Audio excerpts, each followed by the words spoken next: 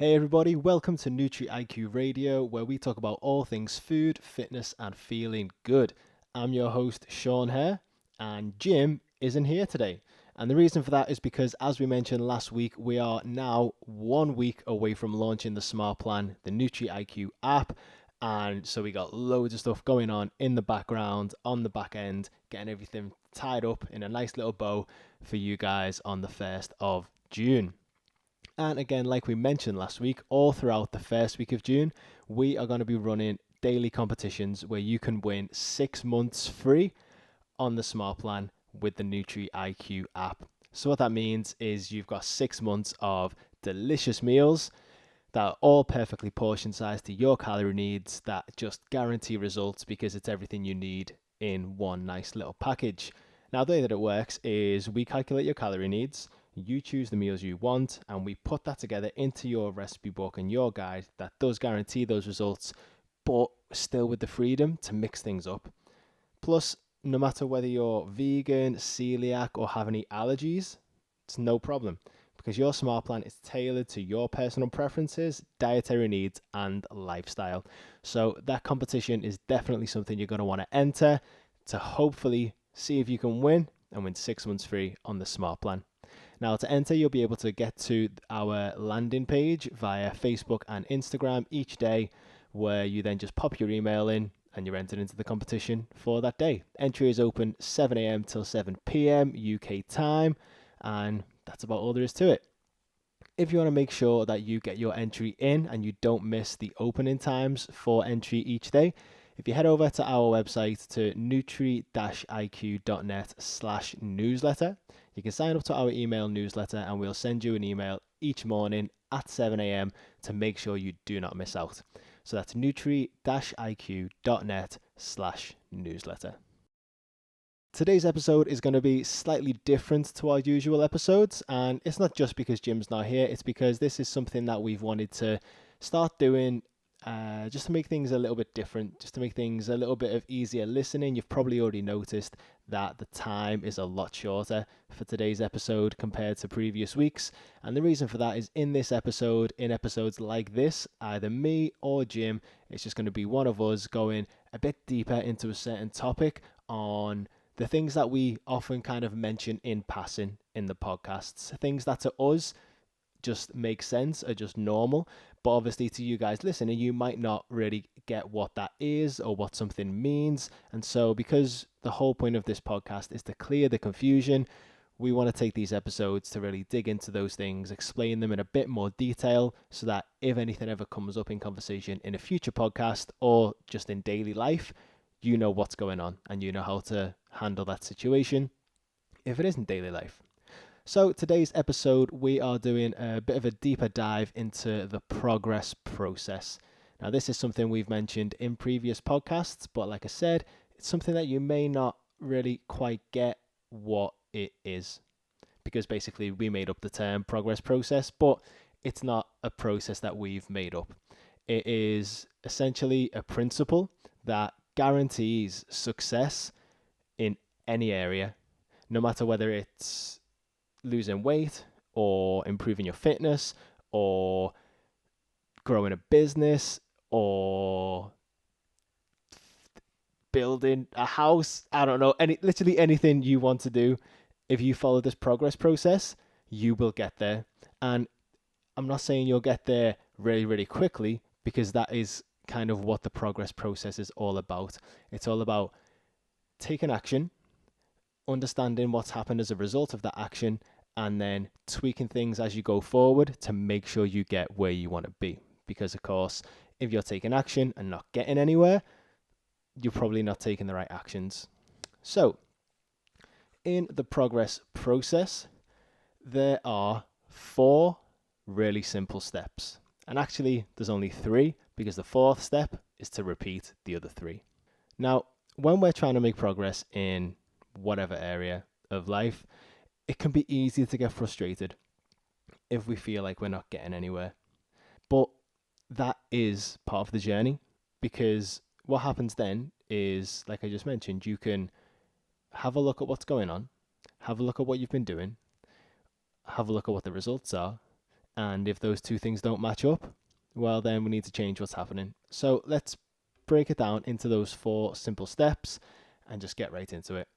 So whenever you're trying to make progress in any area, the very first thing you need to know is whether you're making progress or not. Because if you're just taking action, doing things every day without any kind of gauge of whether you're going in the right direction, you're just stabbing in the dark, pissing in the wind, and hoping you get to where you want to be. So the first thing you need to do, step 1, is to check in. And we'll keep it just to the process of losing weight for the purposes of this podcast and this example, but you can expand that to any area whatsoever. So step 1, you check in. So what that would mean for us is we would step on the scales, see where our weight is at. We would take some pictures to see where our sort of reflection in the mirror is currently at, what we actually look like, because for a lot of us, that's what we're trying to change. So it's very important to take pictures so that you can see what's changing in what you see, if that makes sense. And another couple of things that you might want to measure, to check in with, to keep a track of, would be your body fat measurements, if you've got access to a good set of calipers and somebody who can use them, or if you've got access to one of those kind of body scanners, I forget what they're called, that some gyms do have. Now, don't bother using a set of scales to try and work out your body fat percentage or your water weight or percentage or any of those things. They can't do that. It's useless. It's just going to confuse you. Don't worry about it. The 4th one is tape measurements. So if you're trying to change your size, maybe it's your shirt size, dress size, trouser size, waist size, whatever it might be, it's a good idea, again, because that's what you're trying to change, to measure that as you go along. So get a tape measure, wrap it around yourself, see where it's at, and then a few weeks later, see where it's at again. So those 4 things you might measure could be your weight, your pictures, your body fat percentage, and your circumference measurements with a tape measure. Now, the reason I've given you 4 examples is because if we just measure one thing, it's not a great idea, because I'm sure you've heard before, you've seen us post about the fact that measuring your weight isn't always reliable, because a lot of things can affect your weight aside from the body fat that you're holding. Because of course, what we're trying to lose when we say lose weight is body fat. We're not just trying to lose weight. You know, if you just wanted to lose weight, you could cut your leg off, job done. But that's not what we want. We want to lose body fat. And a lot of things affect your weight, as I said, that aren't body fat. For example, if you have a big meal of an evening, you now weigh as much more as that meal weighed. So whatever that meal weighed in the bowl, that is now added to your weight, right? You just gained weight, technically. But you didn't really, because you've just got food in your belly now. And then, of course, if you don't go to the toilet and get rid of all that food again, and then step on the scales, it would look like you've gained weight, which you might not have done. So that's why we take at least two measurement trackings, at least 2 ways to check in, because then we can compare the 2 and say, oh, well, my weight didn't really change, but my pictures look really different, so I obviously have made progress. Okay, so take at least 2 measurements. That's step 1, check in. Step 2 is to make a plan. And in the case of the example we're given of losing weight, that plan might be downloading your SMART Plan. So you've got all of the recipes that will help you reach your goals, all portion size to your needs. And you might then start to go to the gym 3 times a week and take a long walk on the days that you don't. That could be your plan. SMART Plan, gym 3 times, walk 4 times. Yeah? And that's it. Make a plan. Doesn't matter what it is. And that's a really important point. It doesn't matter what the plan is, because we're going to change it as we go along. So just set the plan. Ideally, make it something that you think you can definitely achieve. So if you think it'll be too much to handle going to the gym 3 times a week and walking the other 4 for now, don't worry about it. Just say I'm going to go to the gym once a week and walk for 2, if that's going to be manageable. Go for that. That's the plan. Step 2, done. Now, step 3 is to get to work. So we've got the plan. We know what we need to do. All we need to do now is follow that plan. However long it is. It could be that you do for a week, it could be for 2, 3, or 4. Whenever we work with clients, we tend to look at things on a 2 to 4 week basis, because a week isn't really enough time for things to really start to change enough to notice.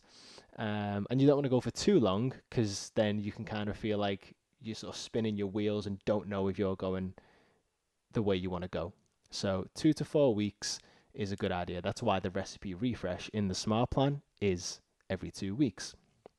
So we get to work, follow the plan. That's step 3 done.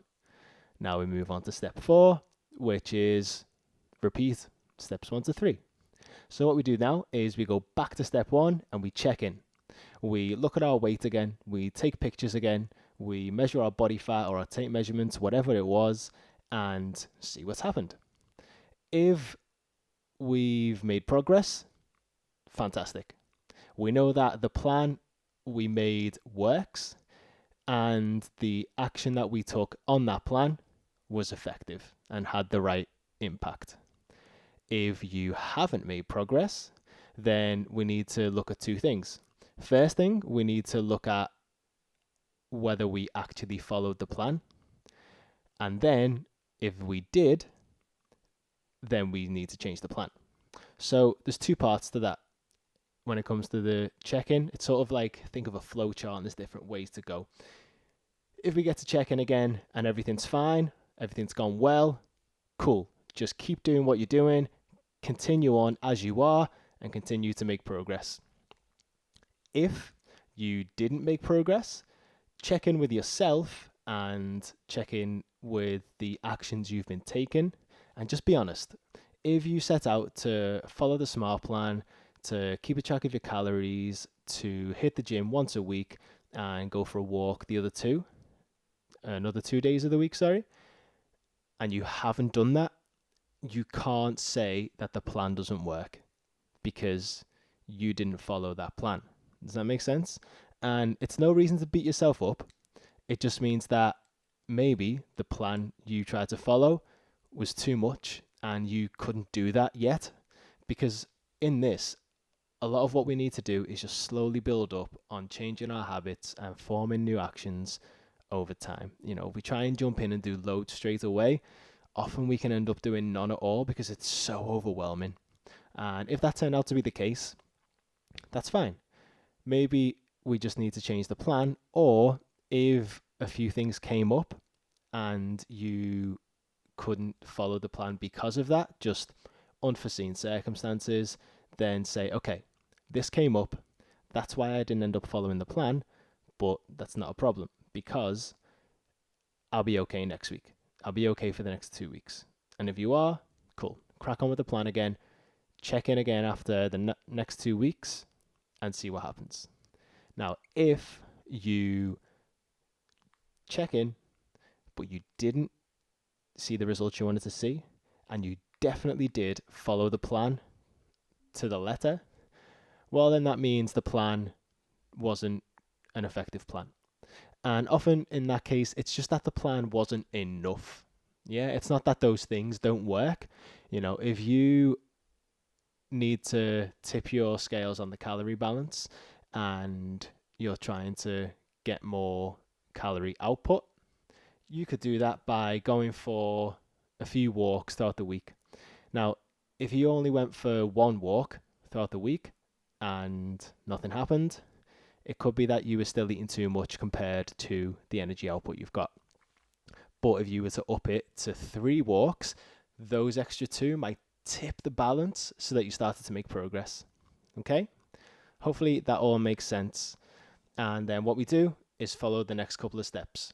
So we sort of repeated 1 and 2 together there because we did step 2, making a plan based on what happened with step 1 with the check-in. So then we get back to work and go over it again. If we made progress, cool. Once we've checked in, we see that it's all good, we carry on. If we didn't, we see whether we didn't follow the plan, and if we didn't, decide if we could follow the plan in the next couple of weeks. If we followed the plan and didn't get results, we need to change the plan. And that's essentially it. If you follow that process, if you follow that routine of going, right, where am I at? What am I going to do? I'm doing that. What do I do in response to the results? You will always get to where you want to be. Because if you are making progress and you repeat the plan, you continue to make progress. If you don't make progress and you change the plan and then you start to make progress, you're still making progress. It may take a little bit longer to find the plan that causes you to make progress, but you will find the plan. You will always find it, because it's just a case of trial and error. I'm basically just talking you through what trial and error means. Probably could have said that at the start and you might have already known what I meant straight away.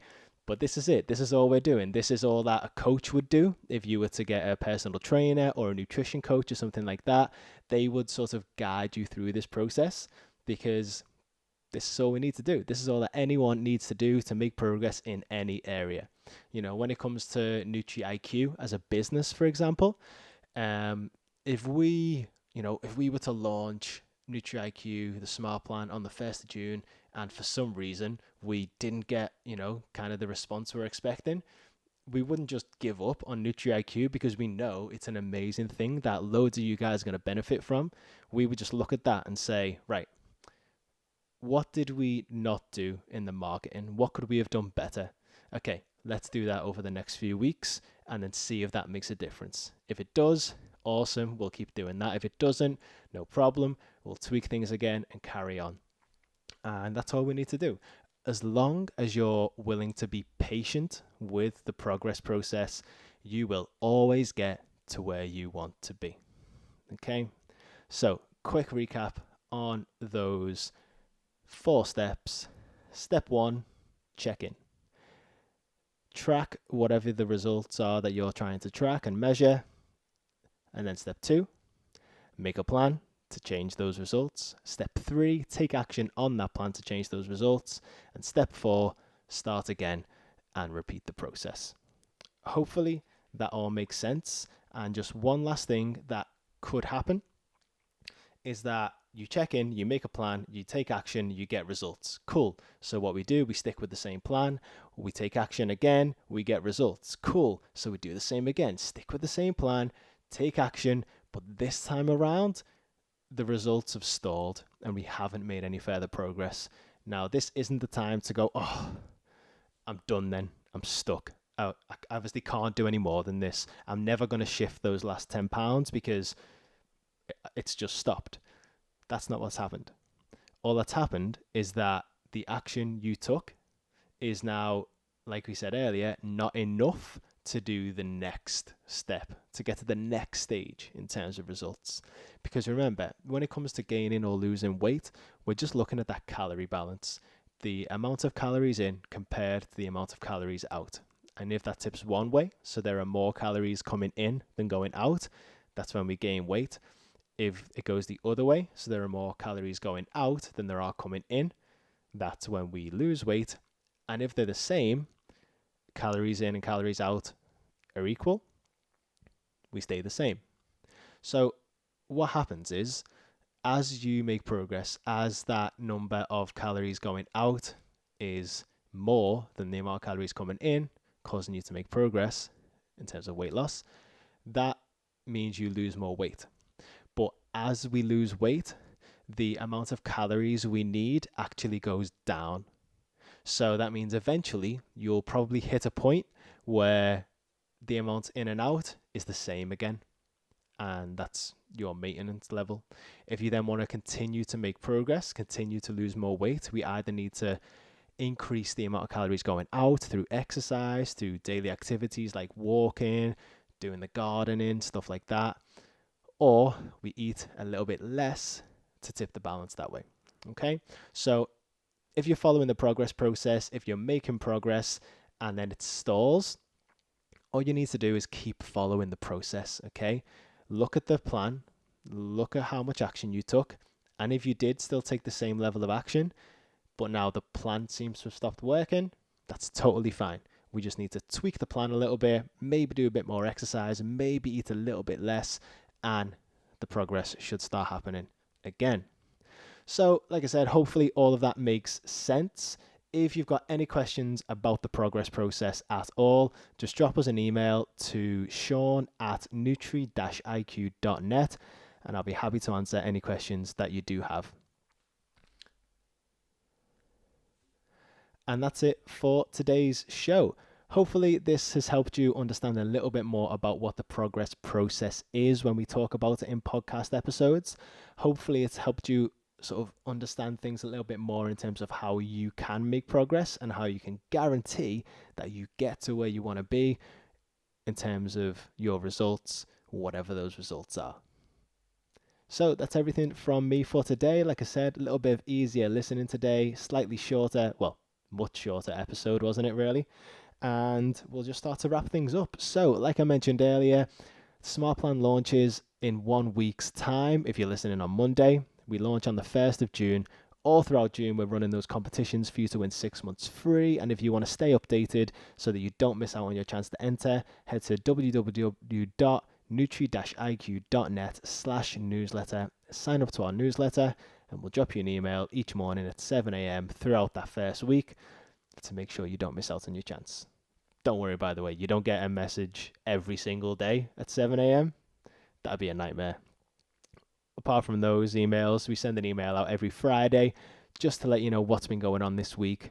Some of our most popular posts we put in there to make sure you don't miss out. And we also drop a link to the podcast from that week. Thanks for tuning in to Nutri-iQ Radio this week. If you haven't already, be sure to subscribe to the show if you're listening as a podcast. Subscribe to our YouTube channel, which is nutri-iq.tv if you're watching on there. And if you want to follow us around social media, you can like our Facebook page and follow us on Instagram at Nutri-iq without the dash. And one final thing, if you are listening as a podcast and you're on iTunes, make sure you leave us a review because that means iTunes knows that it's a good show, that you love it, and will be more likely to show it to other people so they can get the benefit as well. That's all from me for this week. Thanks for tuning in. See you in the next one.